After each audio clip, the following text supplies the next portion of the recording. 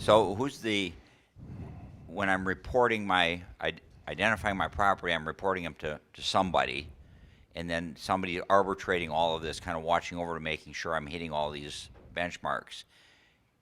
Is that the IRS, or is that my advisor, or who is doing that?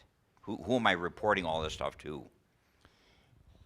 You're allowed to identify to the intermediary if you want to, and that's what we typically see. But you can technically identify to other parties involved in the transaction. So if that's the question, who do I identify to? Typically it's the intermediary. Who makes sure that you're doing everything right?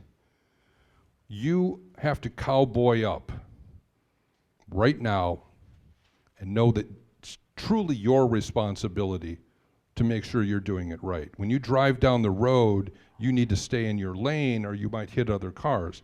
Same thing with doing a 1031. You have to know where those line markers are. Who can help you?